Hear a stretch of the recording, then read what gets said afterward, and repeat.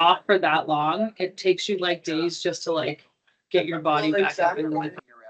Hi, everyone. Hello. How's everyone doing? Great. I see we've got the chief Cheeto Dust Liquor on the call with us today from Saskatchewan. So excited to see him.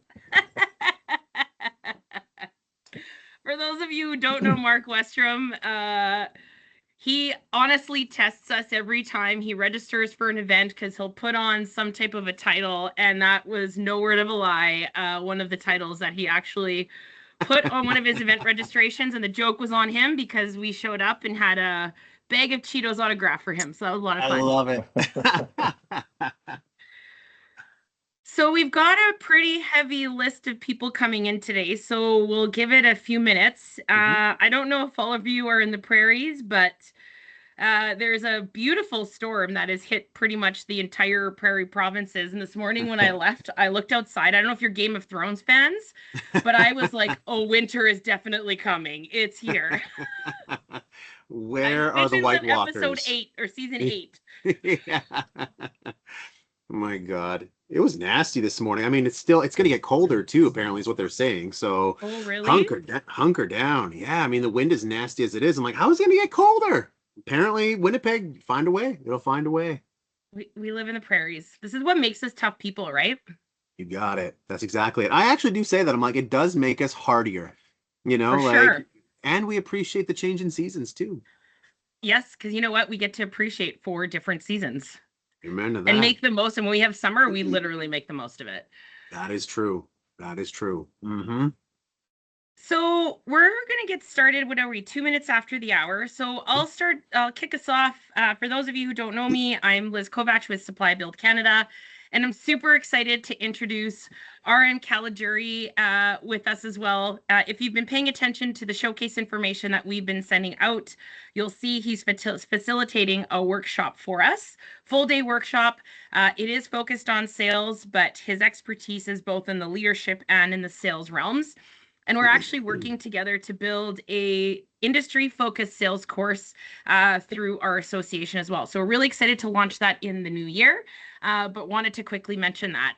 And I also want to give a shout out to the Sexton Group, who is a sponsor of our education programming and, of course, our webinar series for the year. So thank you so much for the support and for helping us to be able to bring such amazing opportunities to help support the industry. So without further ado, I'm actually going to start to introduce Ryan, who I'm so excited to say is also a fellow Winnipegger. But RM helps build leadership strength from the inside out. He believes that leadership has the power to change the world and that it begins by first learning to lead yourself. As the creator of RiseX, a cohort-based leadership development program, he brings together leaders from diverse industries to grow through resilience, self-leadership, and service. RM works with organizations like Apple, Google, Microsoft, and Manitoba Hydro and teaches leadership development at the University of Winnipeg. We're so excited to have him and wanted to mention that we are going to be recording this webinar. So if there's people on your team that you want to share it with, we'll make sure that you get the link afterwards. And of course, we'll have an opportunity for Q&A at the end. I'm assuming you want to do Q&A at the end. I forgot to ask you that at the beginning. Okay. That works. So if you have any questions, you'll be able to put them in the chat. We can address them at the end, or of course, you can put your hand up and we can have you take your microphone off as well. So without further ado, I'm going to pass the mic over to RM. Thank you, Liz. Appreciate it. Good afternoon. Good morning, everybody, wherever you are in Canada. So Liz already did me a favor and did the introduction, so I can breeze through that. I don't have to go ahead and give you the big intro. You kind of know who I work with, what I do.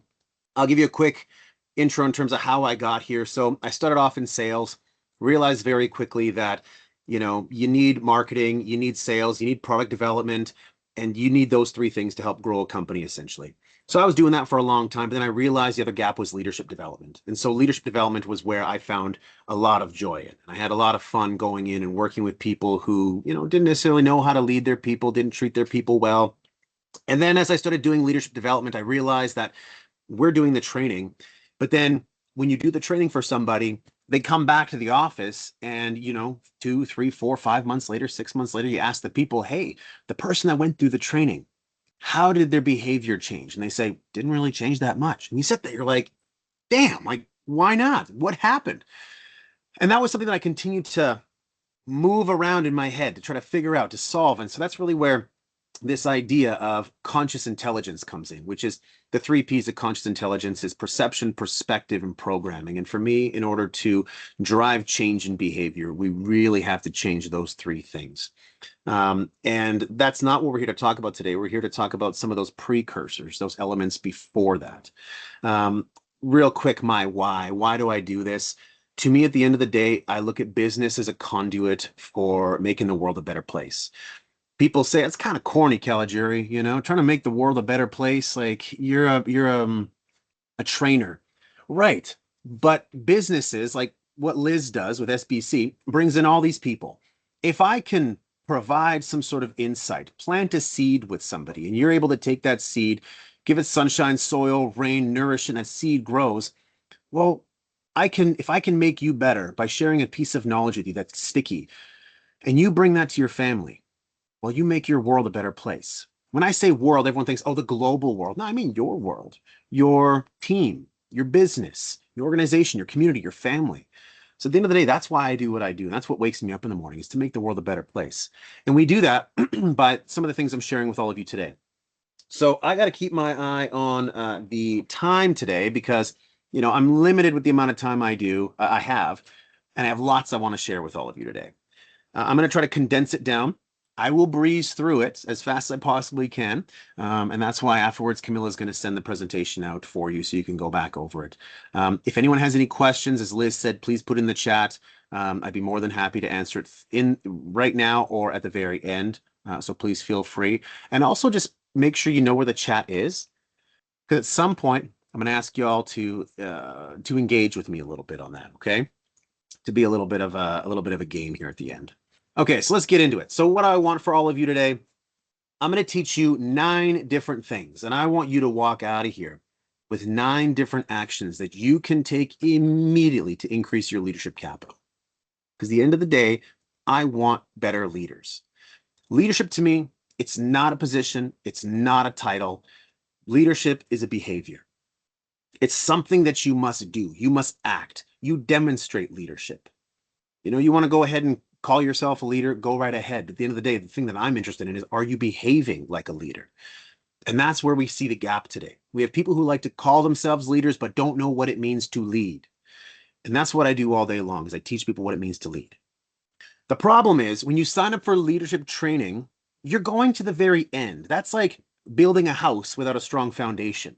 We all know that analogy. You build a house on sand, what happens? We all know. That's what we're doing by just going through leadership training. You get leadership training, you learn how to active listen, you learn how to lead people, how to give feedback. The problem is you're missing the foundational elements that come before that.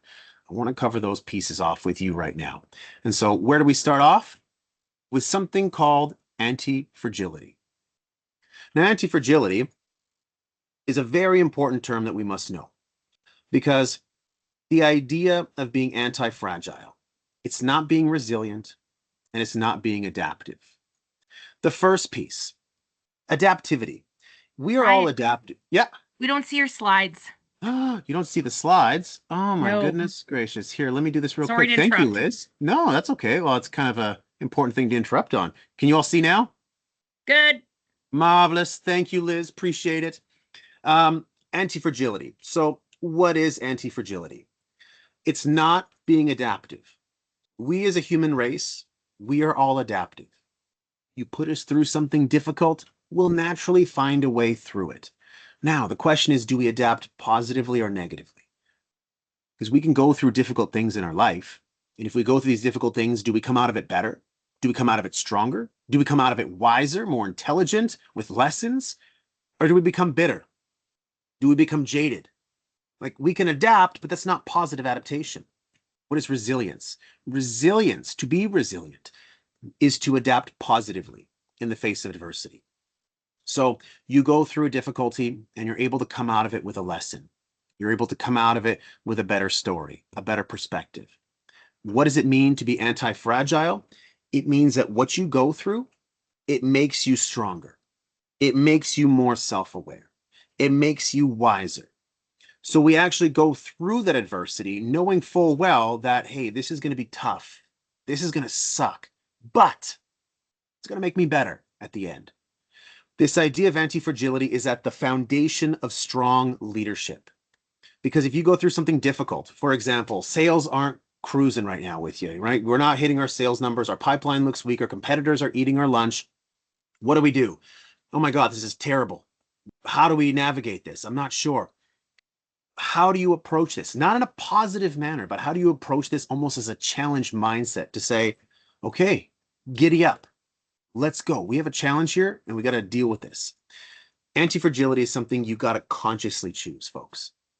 It doesn't happen on its own. And so what I'm going to give you are 3 techniques to help you improve your anti-fragility skills. Now, I have about 25 plus different skill sets that you can use to improve your anti-fragility. Maybe these 3 aren't a fit for you. And you look at these 3 and you're like, yeah, I can see it, but it's not necessarily for me. At the very end of this workshop, I'll give you my contact info. Send it to me or send me a message and say, hey, I could use a few more of those techniques. Those 3 didn't really hit for me. Great. Well, one of them is going to work for you. So let's get into one of these first. The first one is called tip skills. Now, what are tip skills?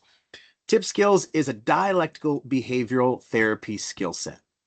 So few of us have heard of DBT. I'm just really curious. Hit the chat real quick. How many of you have heard of DBT real quick? Dialectical behavioral therapy. Find the chat. I do that just so everyone's able to find the chat early on. There we go. Hey, okay, there we go. So now we got a few more. Thank you, folks, for the engagement. I'll get you to go back to that chat afterwards too. So just know where it is and find it so we can hit that up later on. DBT is like the cousin of CBT, cognitive behavioral therapy. What dialectical behavioral therapy is, it's a technique, a tool, a set of approaches created by Marsha Linehan. Now, Marsha Linehan created this to help people face distress with greater courage, with greater adaptability. And so what she did was she created the Distress Tolerance Skill Handbook. Now, I would encourage you all, even right now, if you want, pull up Google, go type in Distress Tolerance Handbook PDF, and you'll find the list of distress tolerance skills. I'm going to give you 1, tip skills, but there's so many different skills you can learn. Why do we use these skills? We use these skills when we're in a distressed state, when we're feeling the pressures mounting, when we feel like, oh my gosh, I can't handle this. You use your tip skills to regain that equilibrium. Also, you use tip skills to build strength in preparation for a difficult time. So what does tip skill stand for? The first one is temperature. Change your temperature. Remember, we're talking about anti-fragility here. So why do I change my temperature? What's the purpose of that, Caligiuri? Well, the reason we want to change your temperature is we want to cool you down. We want to cool down your temperature. So what do? Splash your face with cold water? Sure. Get a bowl of cold water, put some ice in it, put your face in it. That's good. You know what the research shares, though? Some of you might think I'm crazy, especially on a day like today in the prairies, if you're in the prairies. Cold showers. Cold showers are so important. Real quick, hit the chat for me real fast, everybody. Who here takes cold showers? Let's see if we get another negative from Dwight Neufeld. Sometimes. Okay, cold showers sometimes from Liz. Cold showers all the time. Okay, there we go. I like to see that, Dwight. I like to see that. I'd love to hear that afterwards. Never. Reagan says never. Listen, I don't blame you. Cold showers 3 to 5 times per week. Okay, so we got some cold showers here. I love it. Only when I have to. Okay, so the reason why I love cold showers, folks, it's a number of reasons. So the first one is what happens in your body. When you take that cold shower, that cold water hits you. Naturally what happens, that cold water hits you. Sometimes it happens, it surprises you. You jump out of the way. Get out of here. Why is that? It's your adrenaline spiking. So your brain is releasing norepinephrine. And the norepinephrine spikes really high because it's saying, holy smokes, you're going to freeze to death. Get me out of here. So that norepinephrine skyrockets. What you need to do, though, is when it skyrockets, focus on calming yourself down. Breathe through it. And let that cold hit you. You'll find that after 45 to 60 seconds, your body starts to get used to it. Your brain calms down and it realizes, okay, we've breathed through this difficult feeling. It's not that bad anymore. And then you can continue on with your shower. So your norepinephrine rises, which means that you're going to have elevated focus throughout the day. Next, what happens is the big one. Dopamine releases. You get that feel-good chemical that releases. That's why after a cold shower and you're drying up, you feel at ease. Right? The Nordic countries know this. That's why if anyone's ever been to a Nordic spa, you know, in Winnipeg, we have Thermea, for example. You have the polar bear plunge. You go through it. Why do they have that as part of this relaxing mix? Because they know this. This is very well documented. And so why do we do this? Because it's actually an opportunity for us to deal with a distressor in an environment that we control. And it gives us the opportunity to calm ourselves down. Because when life hits us, we're going to be hit, and all of a sudden our brain's biochemistry is going to say threat, danger, danger. When you start to put yourself in that cold shower regularly and you teach your brain to calm down, this is okay. I'm in the driver's seat, not you. Calm yourself down. You begin to build up that skill set, those anti-fragility skill sets. So temperature is a big one. Next, intense exercise. Now, intense exercise, again, very important. We're not just doing exercise for the sake of doing it and just saying like, hey, I'm doing it for my body. We're not doing it for our body. I always say this. I work out for my brain, not for my body. My body will benefit as a result, but I do it for my brain. And again, to go deep in the science on this, you release endorphins. You burn cortisol. So for my women in the webinar, women naturally have higher stress chemicals. They have higher levels of cortisol. That's just the way it is. And so for us to burn cortisol is very important. That's why we exercise. Same time, I mean, I'm not going to go too in depth with this, but I guess I am, but tryptophan, your body naturally produces the amino acid tryptophan. And once you actually have that in your body, if you are under stress state, that turns into a neurotoxic element that puts you at a higher grade of stress called kynurenic acid. If you exercise, it burns that kynurenic acid. It transfers that tryptophan into serotonin. Serotonin's a mood regulator. We've all heard of SSRIs. So if I could bottle in a pill what exercise does, it's key. And this is why it's a DBT skill. Paced breathing, you pick your poison here. A lot of people will do boxed breathing, 4x4 breathing. So breathe in for 4 seconds, breathe out for 4 seconds. For me, I like 7-Eleven. I'm from Winnipeg, you know, Slurpee capital. Of course, I'm going to choose 7-Eleven. So 7 seconds in, breathe in 7 seconds, and breathe out 11 seconds. When I do this in workshops, I get people to do this 7-Eleven breathing with me. And what I find, though, is when I count to 7, people's lungs are full before they hit 7 seconds. And when I count to 11, their lungs are empty by about 5 or 6 seconds. So that tells me we're breathing too fast. And to slow our breathing down, and we slow our breathing down, you know, our blood pressure drops. We feel more relaxed. And it's one of those things where we take it for granted. We know we're supposed to be breathing slowly. We know we're supposed to be taking deep breaths, but we go a little slower than we go a little bit too fast, which puts us in a stress state. And last, paired muscle relaxation. So when you're breathing in, you tense your muscles, relax them. Tense your muscles, relax them. Doing all 4 of these together is absolutely critical to building your anti-fragility. Use it regularly and don't wait for disaster to strike. The key to becoming anti-fragile is to build your distress tolerance before the distressing event occurs. So the first action that I'm going to challenge all of you today on is commit to doing your tip skill at least once a week. So when I say intense exercise, I should also say, well, does that mean I have to get a gym membership? Does it mean I have to work out for half an hour? Absolutely not. The research shows that after only 15 minutes of exercise, that's enough to get that tryptophan conversion happening. It's enough to start burning some of that cortisol off. It's enough to release endorphins. 15 minutes. What does intense mean? Are you breathing heavy? Yup. Are you sweating a little bit? Are you glistening? Yes. Is your heart pounding? Yes. Okay, good. And I can do intense exercise in a little box, right? Jumping jacks, burpees, high knees, running in place. And the cold shower thing, again, I know a lot of people will say no to that, especially in the winter months, but give it a try by going slowly. Don't go right to the cold. Start with hot, move to warm, and when you're rinsing, go to cold and breathe through it, folks. I know at first it sounds a little unconventional, but it does work.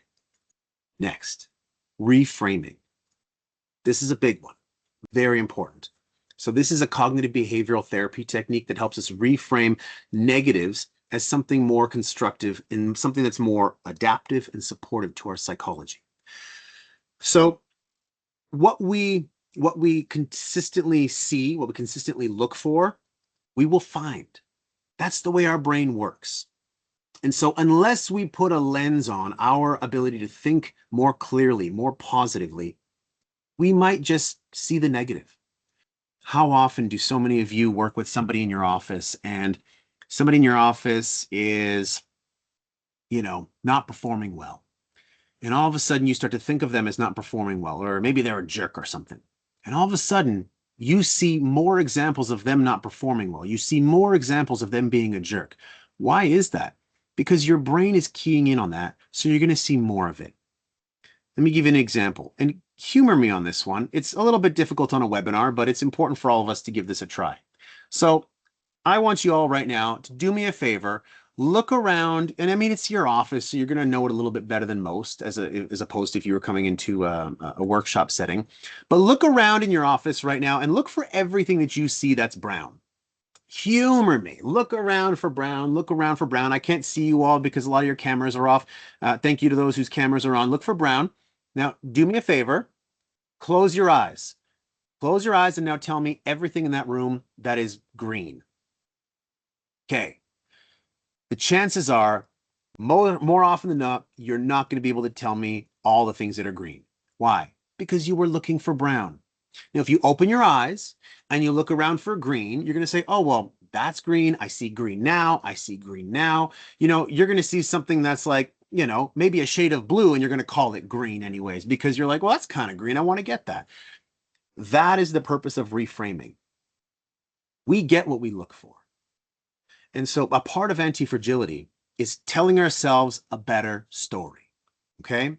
So what do we do in order to increase our anti-fragility? We give ourselves lenses to look at the world through, to ensure that when we hit tough times, when we hit adversity, we're able to change the way that we look at it in order to look at it a little bit more positively, a little bit more optimistically, a little bit more constructively, as opposed to just looking at it as like, well, this is shitty. This is not good. This is terrible. What are we going to do? I don't know. We're screwed. Let me just wait for my boss to tell me what to do. No.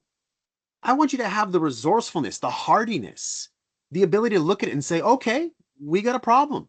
How do we look at it? So there's a lot of different power philosophies out there, and I'll tell you what you can do to find your own. But here's a few that have worked really well for people. The first one is, I can do hard things. People will print this up in their office and they'll say, like, I can do hard things. I have a lot of parents who do this. They're dealing with some really difficult kids. I don't know if any of you have kids, and sometimes they push your buttons to the point where you're like, I want to pull I don't have hair. Well, that's why. I don't even have kids. Jesus. But if you are at that point where you're dealing with difficulty, you say, I can do hard things. You tell yourself this consistently, like, no matter what happens, I can do hard things. I've done hard things before, and I will continue to do hard things. That one seems to be a popular one, especially with parents. Two of my favorites. Life doesn't happen to me. It happens for me. I'm not a victim in life, folks. What happens to me, listen, it might have been terrible. This sucked, whatever happened. We lost the client, right? I messed up. Oh, I embarrassed myself. You know what, though? This didn't happen to me. It happened for me. This was an opportunity for me to learn, to get better, to be better prepared, to follow up with my customer more, to build the deeper relationship, to not take my my foot off the gas pedal when it comes to my prospecting. I'm talking more from a sales point of view right now, but in general, what's the lesson there? Life didn't just happen to you. This bad thing didn't just occur to make your life miserable. And if you look at it and you're like, yes, it did. This is a terrible thing, and that's just what happened. Well, you're missing out on an opportunity to learn. That's why I always tell people, I'm like, especially in sales, I either win or I learn. And some people say that's corny. Corny it is. I don't care. If I fail, it's because I didn't learn anything from it. If I fail, it's because I didn't get better from it. Now, if I didn't get my way, if I didn't get the specific result I wanted, I got to look at that and say, okay, what can I pull from this? I got to learn something from this. And if I can learn something from it, then I got better. At the end of the day, it's like if I failed, as long as I learned, I'm happy about it. That's what that power philosophy can do for us. And my ultimate favorite, this one right here. It's not a setback, it's a setup. That's what's on my dog tags, folks. Everyone always asks me what my dog tags are. My dog tags are actually my power philosophies. I have my 4 power philosophies on my dog tags, and I walk around with them every day. When I wake up in the morning and I put them on, I think about these power philosophies because they guide me. They are the filters that I look at life through. So when something bad happens, I will ask, what's the setup? This is not a setback, it's a setup. So a lot of people challenge me on this and they say, hey, RM, isn't this toxic positivity? The answer is no. It's just good psychology. What good does me sitting and wallowing in, oh, this is a terrible thing. I wish this didn't happen. Why would I do that? How is that going to serve me moving forward? It's not. It's going to create layering of learned helplessness, of me feeling lesser than, weaker than. To me, that's not beneficial to us. And so the remarkable thing, the reason why I say this is my favorite is not because it's my favorite, but it's because the stories that I've seen from people who use this power philosophy to completely change their lives. And I won't tell you the stories here because I don't have time, but I've seen some stories of and heard some stories of horrific, traumatic experiences where when I tell the stories, I break down in tears because these stories are things that I can't believe these power philosophies like have the power to completely change up someone's life. And if we ever do another workshop, or if you're ever able to be in a leadership workshop of mine, I will go through some of those stories with you. But it's so important to people that people even go as far to take it. And they, this guy in the summertime, he sent this to me and he goes, hey man, he's like, this power philosophy and going through your workshop, it really changed how I looked at the death of my father. His father was murdered in front of him when he was a kid, and he continued to tell a story about why his life was bad and why him as a man wasn't a good man because he didn't have an influence in his life. And so by getting him to change the lens that he looked at life through, he was able to reframe all of his experiences by finding what was the setup, what was the setup, what was the setup, and he started to layer in his psychology. Man, all these things that I thought were bad were actually things that helped me in life.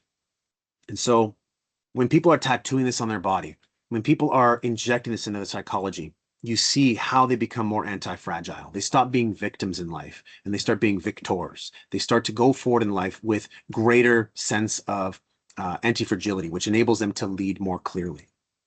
So we don't experience life as it is. We experience life through the lens we've built. And oftentimes we're unconscious about those lenses that we have. What I'm asking you to do is be conscious of the lens that you choose. So my challenge to all of you, number 2, is pick one power philosophy this year that you use as a lens to look at life through. The way to do that is, a lot of us are on Instagram or Facebook or LinkedIn or whatever, and you find your favorite quote. Start there. Find your favorite quote and print it up in your office. Print it up on your fridge, find a place to put it so that you remind yourself of that every single day. This is not corny, fluffy, positive thinking. No, this is proper psychology by using lenses to look at life through, especially in the season you're going through. Find a philosophy that works for what you're going through. And if you struggle with that and you're like, here's what I'm going through, I don't have something for you. Use ChatGPT. Ask them for example. And if you're still stuck with ChatGPT, you have no answers, reach out to me. I love actually finding power philosophies that people can use for the season they're in life to help them navigate. The next one, I love this one, especially my sales folks. I'll breeze through this really quickly. This is actually a gold standard in CBT and dealing with in cognitive behavioral therapy and helping people deal with anxiety. So in anxiety, what creates greater anxiety is avoidance behavior. That thing that makes us scared, we want to run away from it. So instead of running away from it, we need to gradually introduce ourselves to it. And why? Because it's our brain that's telling us, hey, this is scary, run away, this is danger, this means you're going to die, this is an existential threat. And so we need to slowly, gradually, within time, introduce ourselves to those things that frighten us in order for us to be less scared of it. In all my sales programs, I have to inject this in there. Why? If you're getting dry mouth and terrified of like picking up the phone, if your heart's racing, how are you going to be able to deal with a tough customer on the phone? How are you going to be able to deal with rejection when someone's giving you an objection and they're all of a sudden giving you shit on the phone? How are you going to deal with that? if you're not calm, if that stuff scares you. So I put them through rejection exercises to help their brain get used to rejection. I'd love to take a few minutes to show you this. I snipped together this TED Talk, and I absolutely love it. I'll encourage you all to go watch it. But something beautiful happens when you go through and you actually embrace rejection. Take a peek. And it's basically the idea is for 30 days, you go out and look for rejection. And every day get rejected at something, and then by the end, you desensitize yourself from the pain. And I love that idea. I said, you know what? I'm going to do this, and I'll film myself getting rejected 100 days. And I came up with my own rejection ideas, and I'll make a video blog out of it. And so here's what I did. This is what the blog looked like. Day one, borrow $100 from stranger. So this is where I went to where I was working. I came downstairs. I saw this big guy sitting behind the desk. You know, he looked like a security guard. So I just approached him, and I was just walking, and that was the longest walk in my life. I just hair at the back of my neck standing up. I was sweating, and my heart was pounding. And I got there and said, "Hey, sir, can I borrow $100 from you?" And he looked up. He's like, "No." "Why?" And I said, "No, I'm sorry." Then I turned around and just ran. I felt so embarrassed. But because I filmed myself, so that night I was watching myself getting rejected. I just saw how scared I was. I looked like this kid in Sixth Sense. I saw dead people. But then I saw this guy. He wasn't that menacing. He was chubby, lovable guy, and he even asked me why. In fact, he invited me to explain myself. And I could have said many things. I could have explained. I could have negotiated. I didn't do any of that. All I did was run. All right, this is my first try. I'm gonna try to borrow $100 from a stranger. This is very tough, but let's give it a shot.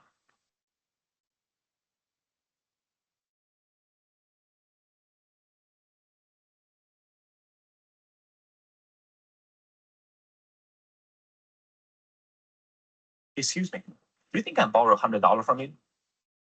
No. No? Why? All right. No, okay, sorry, thanks. I felt, wow, this is like a microcosm of my life. Every time I feel the slightest rejection, I would just run as fast as I could. And you know what? The next day, no matter what happens, I'm not gonna run.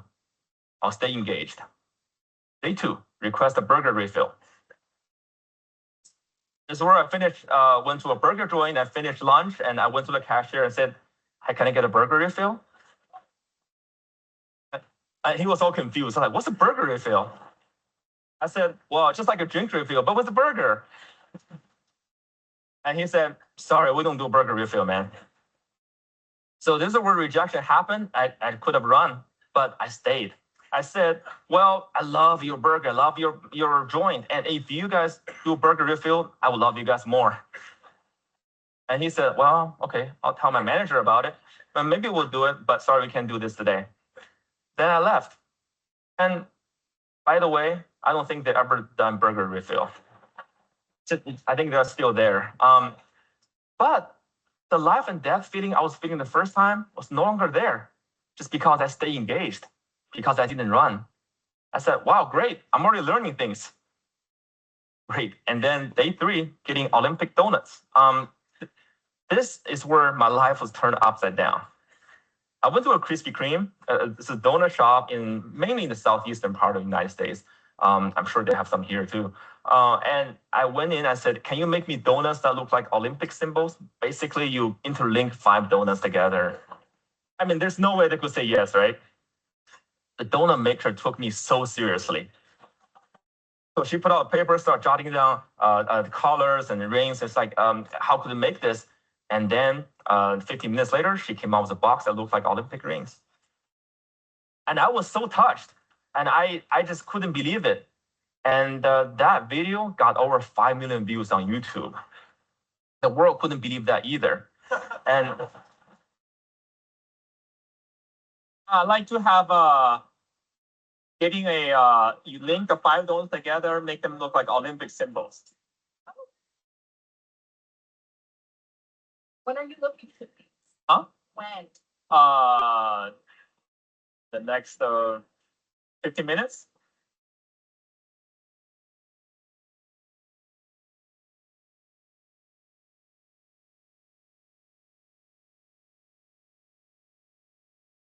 How did they like them this year? Just normal color is fine.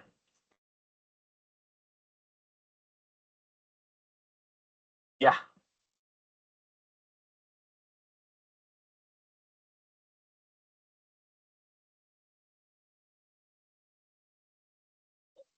I didn't even pay attention to the Olympics this year. No, just you got the 5 donuts together, look like a Olympic symbol. Was it this way this year? Something like that. That would work. Just link any 5 donuts together. It's gonna be awesome.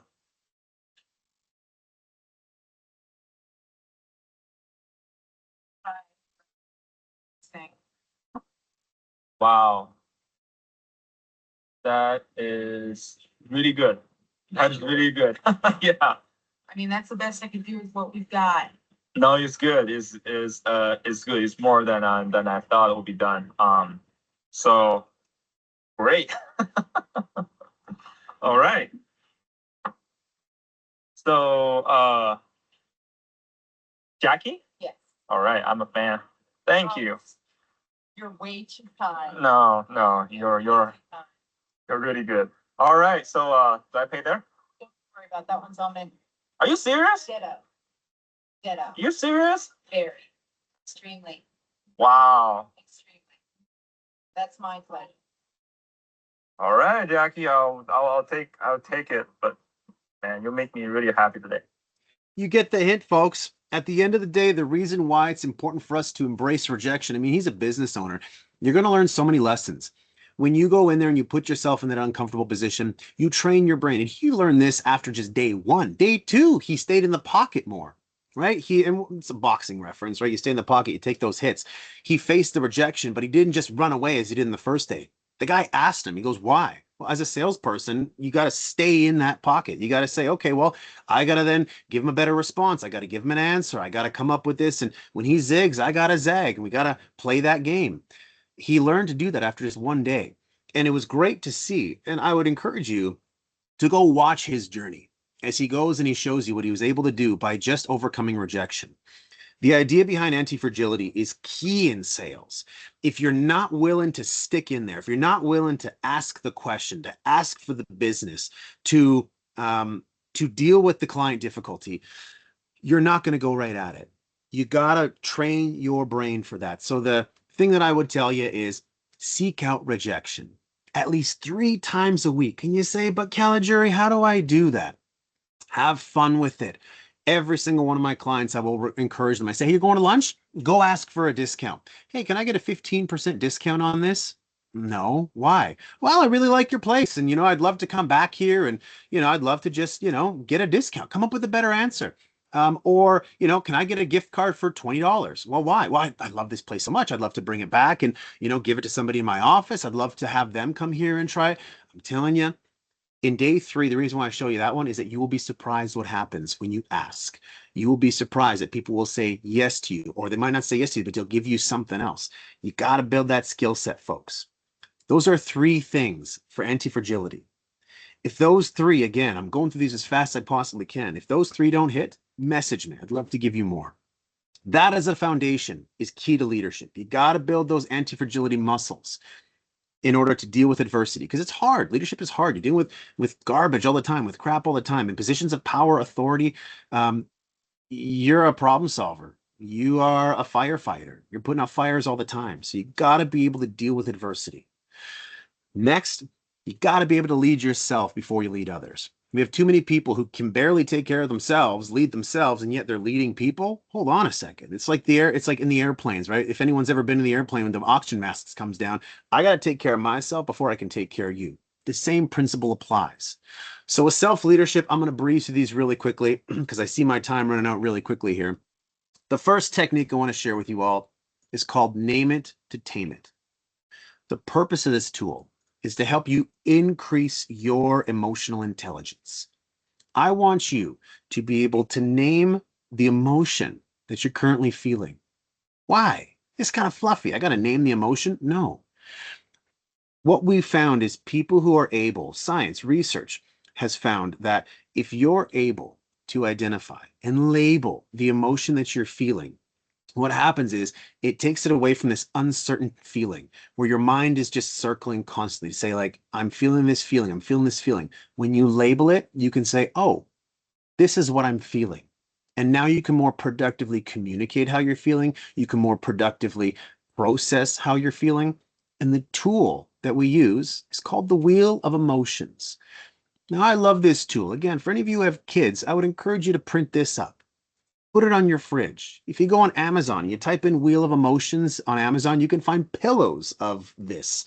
And you can put it on your kid's bed, on your own bed, in your house, whatever. The key here is to go into more detail and understand like how I feel. If I'm angry, it's like, okay, I'm angry, I'm mad, I'm pissed off. Well, let's go more granular. How do you feel? Critical, distant, frustrated? Not really. Betrayed, resentful, disrespected? You know what? I feel betrayed. And I love this example, this story. When I say betrayed, I'm thinking about one sales manager I was working with. He never took vacation, ever, never took it. He decided to go on vacation and he was high anxiety. He was like, what's going to happen? I said, don't worry, your team will cover it. He went to his team and said, team, I need you to do, X, Y, and Z while I'm gone. Please hold down the fort while I'm gone. Thank you, everybody. And like, hey, boss, we got it. You can trust us. Long story short, he goes on vacation. He comes back. I receive a phone call. The phone call, he goes, man, RM, you would not believe what happened. I said, what's that? He goes, they didn't do anything. X, Y, Z. Remember they said they were going to do that? I said, yeah. He goes, they didn't do any of it. I was like, come on, really? They didn't do any of it? Like they had to have done something. He goes, nothing. I go, okay, I'm gonna phone them and go talk to them. I phone them and they say, yeah, we dropped the ball. We didn't do any of that. So I fly down, I go meet with him, and he's furious. He's pissed off. And I said, all right, man. I said, well, here's the deal. I said, you know how this goes. I need to know how you feel right now. He goes, I'm pissed off, man. I'm pissed. I'm like, that's not helpful. I need you to understand how you feel so you can process it and so that you can communicate it. I said, take 15 minutes, calm down, breathe, and then find the emotion that best describes how you feel. And he picked betrayed. I said, that's good. Why do you feel betrayed? He goes, because I trusted them. And I feel betrayed because they didn't do what they said they were going to do. I said, that's wonderful. And you know what you should do now? Go and use that word when communicating to them. Don't tell them you're pissed off. They're going to be like, okay, he's angry. But betrayed, that hits differently. So we went in the room. He goes, team, I went on vacation. You said you were going to do X, Y, and Z. I feel betrayed. That hit them so much harder than if he went in there angry and said he was pissed off. So I asked the team, I said, how do you guys feel? And they're like, we feel ashamed going through their wheel. And I'm like, that's a good thing. You guys should be. And that's what's going to turn this into a learning opportunity for them. Please consider printing this up. Go to Google and type in Wheel of Emotions. Save the Wheel of Emotions on your phone. Like I said, print it up, pin it at work, at home. All my teams at Google, for example, in their offices and all their cubies, their cubicles, they have the Wheel of Emotions pinned there. And I ask them frequently, like almost weekly, like how often are you guys looking at the Wheel of Emotions? Like frequently. And increasing their emotional vocabulary has enabled them to stay more calm in difficult settings. And I love that. So name it attainment. Number 1, self-leadership. Number 2, signature strengths. Okay, so I can't see a lot of you right now, but humor me real quickly, okay? Actually, I can't see any of you right now, so that's okay. It's just me, myself, and I. Humor me real quick, if you will. Hold up your hand and pretend you're holding a pen. Humor me, even if I can't see you. Now sign your name really quickly. Sign your name. Give me that signature. Okay. That flowed for me, nice and easy. Now pass that imaginary pen into your non-dominant hand and sign your name now. Yeah, if you're actually doing it with me, you're going to realize that it's a little choppy. It's a little choppy in my non-dominant hand. But in my dominant hand, it flows from me. You got it. That's what signature strengths are. It's those things that naturally flow from you. And this was created by Martin Seligman. He's from the University of Pennsylvania. And what he found is there are a collection of 24 different signature strengths that we all have. Now, remember, to be a great leader, we have to know ourselves. What are your strengths? Do you know them? I'll tell you right now, when I go through workshops, more people are aware of their weaknesses, not their strengths. And I'm asking you, get to know your strengths. So what I'd recommend you all do is do the signature strength survey and reflect on what you can learn from it. Go to this link. Afterwards, you can click this link. Camilla's going to send the presentation out. Click the link. It'll take you about 25 minutes to complete it, but you're going to get your top signature strengths. And at the very bottom, you're going to have your weaknesses. Those weaknesses, it's like writing with your non-dominant hand. It doesn't mean you can't do them. It just means you're going to have to work a little harder at it. It's going to be a little bit choppy, but you can still do it. Know your strengths. Double down on your strengths. Don't focus so much on your weaknesses. Do those things that naturally flow from you. Next, your core values. This is key. Knowing your values is key. And why? Because life gets hard, folks. Life gets tough. And in difficult times, we need a compass. We need to know how to navigate difficult times. And the best way to do that is to look to our values. When things get hard, what do my values tell me? Those are those things that I don't compromise on. Those are the things that pull me forward, that guide my behavior. If you don't know what your values are, that's a problem. Now, you might know somewhat, but can you sit down and list for me your 5 core values?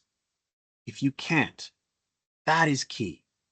I know what my 5 core values are. And anybody that knows me, when I tell my 5 core values, like, yeah, that's you. Well, yeah, because I live them and they're top of mind with me. So what I'd encourage you all to do is when you get this presentation, figure out your top 5 values. So there's a whole list of values here that I would love for you to pick from. Go through and write down every one that resonates with you. You might come out of it with a list of 20. If you come out of it with a list of 20, whittle that down in half to 10, okay? And whittle it down in half again to 5.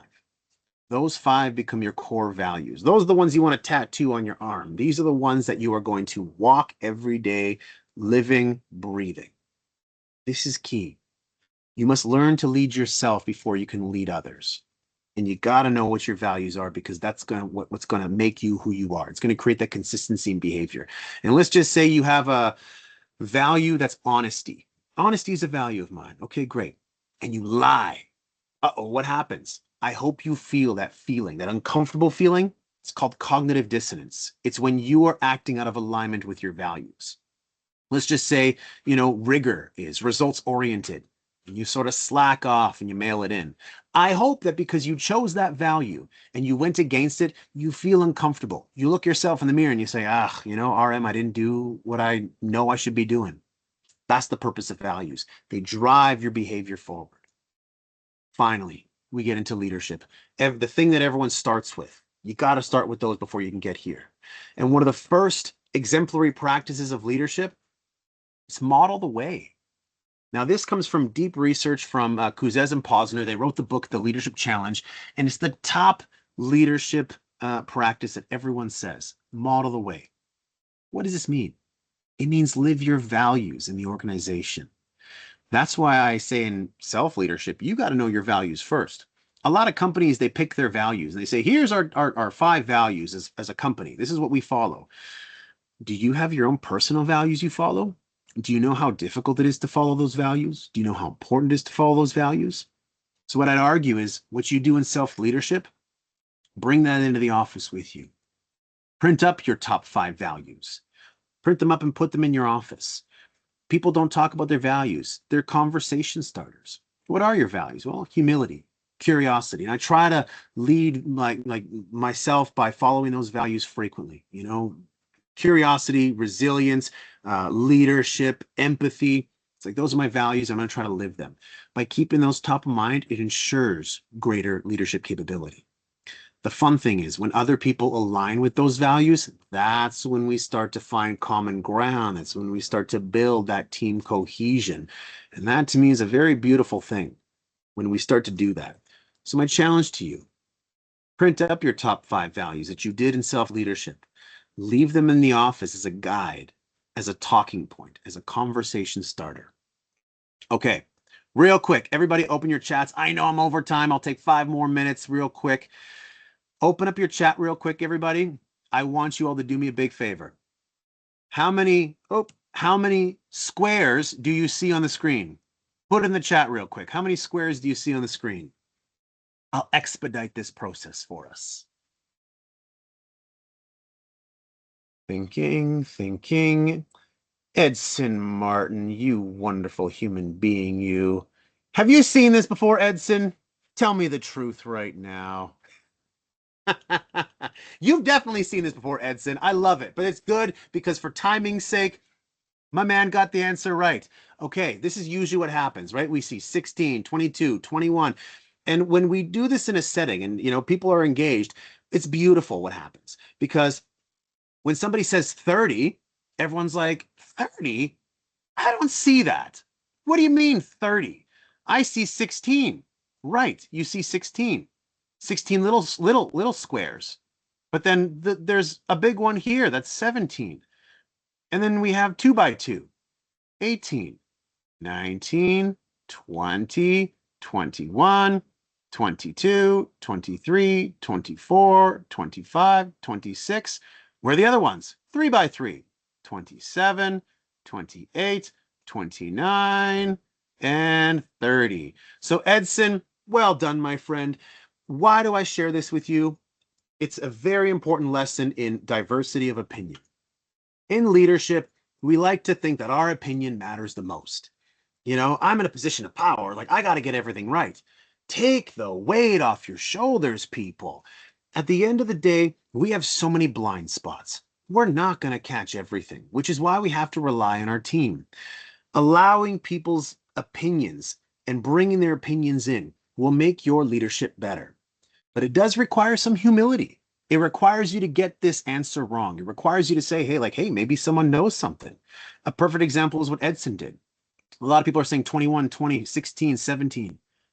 And then the beautiful thing that happens in the workshop when you do this live is people go, I love that feeling, because what it is like they didn't have that answer. And now you showed them something they didn't see before. We all have leadership blind spots, people.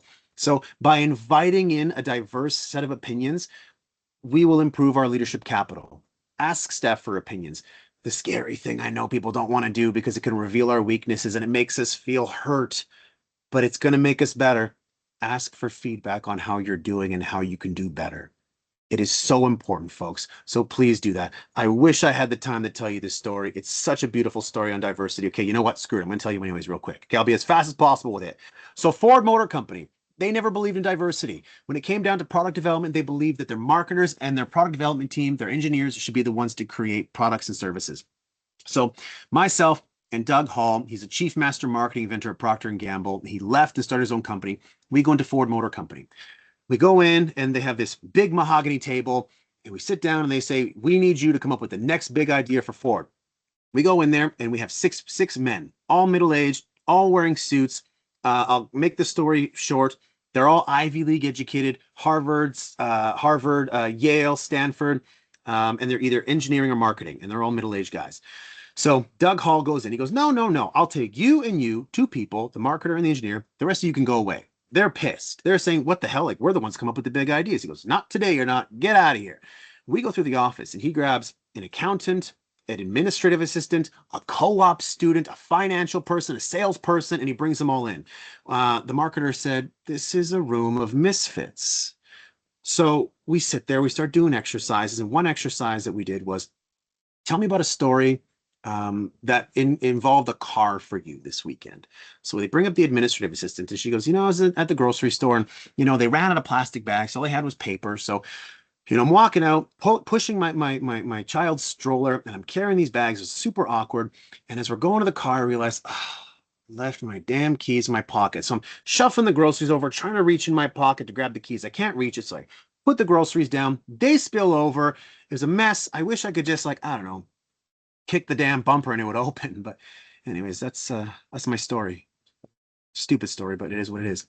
All of a sudden the engineer goes, we can do that.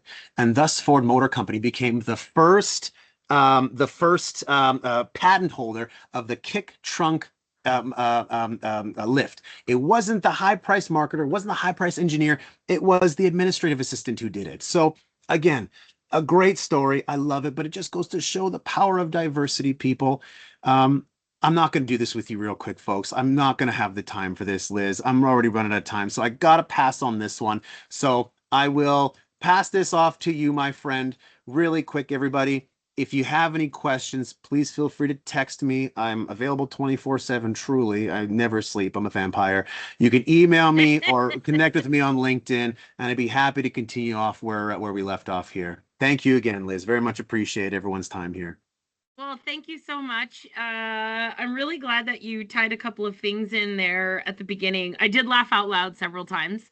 I love it. But I like the fact that you talked about the marketing and sales piece, because so many people don't realize that marketing and sales need to work together. But then there's that leadership development piece that is forgotten about, and it's really important to be able to regulate ourselves when we're putting ourselves out there from a sales capacity. So I don't know if anyone has any questions. We have 4 minutes left.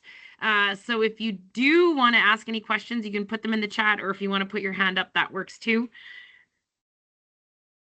In the meantime, though, I actually do have one question for you, if you're okay with me asking. Of course.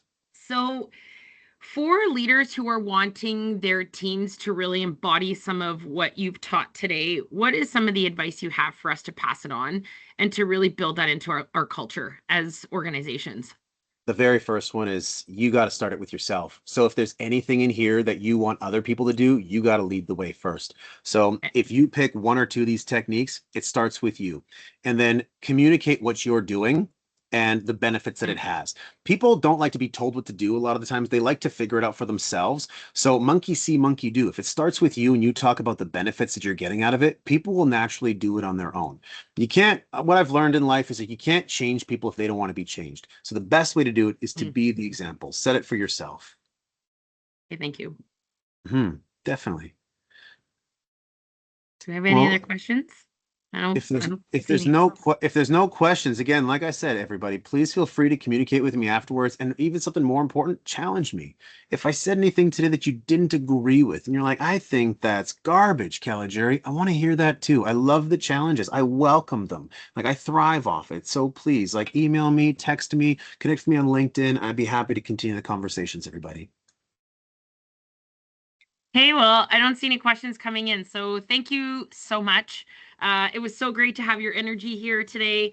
It's getting close to the end of the week, and I really hope that everyone that participated took some value and was able to apply some things to themselves and, of course, to their teams as well. So if you haven't yet registered for RM's session in January, please do so. We have a few spots left in his workshop. I promise you won't be disappointed, and we look forward to seeing you then. And of course, wish you all a happy Hanukkah, Merry Christmas, all the best throughout the holidays, and we'll catch you in January. Take care. Thanks, everyone. Bye.